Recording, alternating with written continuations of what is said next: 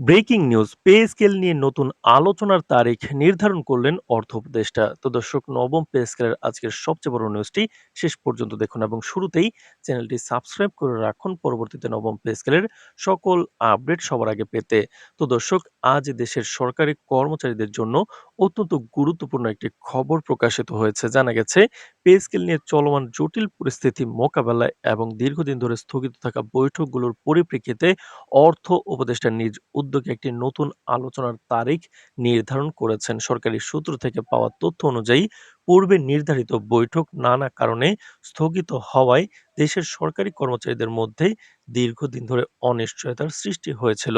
এই নতুন তারিখ ঘোষণার মাধ্যমে সেই অনিশ্চয়তা দূর করার পাশাপাশি একটি সুস্পষ্ট বার্তা দেওয়া হলো যে সরকারের নজর এখন সরকারি কর্মচারীদের পে স্কেল ও বেতন কাঠামোর দিকে রয়েছে।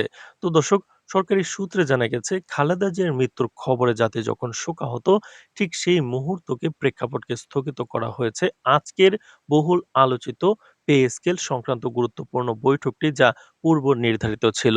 তো দর্শক, সূত্রগুলো জানিয়েছে বৈঠকে উপস্থিত থাকবেন অর্থ উপদেষ্টা, পে কমিশনের চেয়ারম্যান এবং সংশ্লিষ্ট অন্যান্য ঊর্ধ্বতন কর্মকর্তারা, যেটা পরবর্তীতে হবে বৈঠক। আলোচনার মূল বিষয়বস্তু হবে সেখানে সরকারি কর্মচারীদের বেতন কাঠামো পুনর্মূল্যায়ন, খসড়া বেতন কাঠামোর চূড়ান্ত অনুমোদন, গ্যাজেট প্রকাশের সম্ভাব্য তারিখ নির্ধারণ এবং বিভিন্ন প্রণোদনা ও ভাতা বিষয়ক নিয়মাবলী।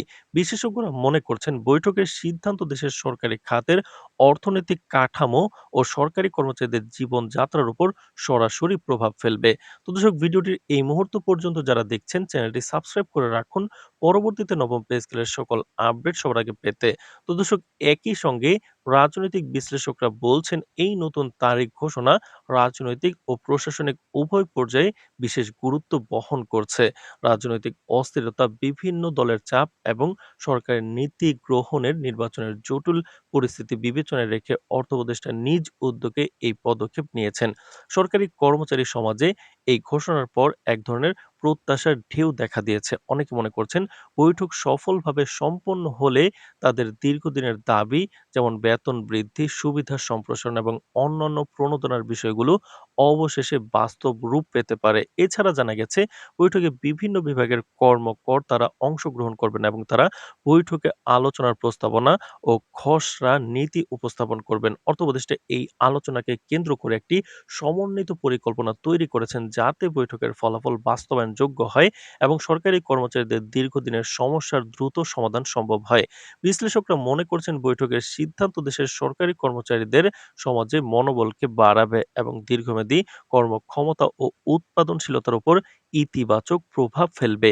এদিকে দেশের বিভিন্ন সংবাদ মাধ্যম এবং রাজনৈতিক বিশ্লেষকরা বৈঠকের ফলাফলের দিকে কড়া নজর রাখছেন। তারা জানাচ্ছেন, বৈঠকের সিদ্ধান্ত কেবল বেতন কাঠামো জন্যই নয়, বরং সরকারি কর্মচারী সমাজের নীতি, সুবিচার এবং স্বচ্ছতার বার্তাও বহন করবে।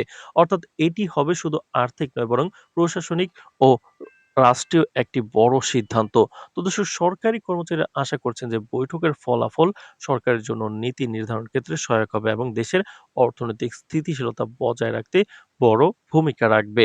তো দর্শক, পরিশেষে বলা যায়, এই নতুন আলোচনার তারিখ ঘোষণা এবং একটি বৈঠকের বিষয়, বরং এটি দেশের সরকারি কর্মচারী সমাজে আশা ও প্রত্যাশার নতুন সূচনা হিসেবে দেখা হচ্ছে এবং নতুন বৈঠকের তারিখটি জানানো হয়েছে যে আগামী রবিবার অথবা ৩ জানুয়ারি অনুষ্ঠিত হতে পারে। তো দর্শক, পরবর্তী আপডেট পেতে চ্যানেলটি সাবস্ক্রাইব করে রাখুন। আজ এ পর্যন্তই। ধন্যবাদ।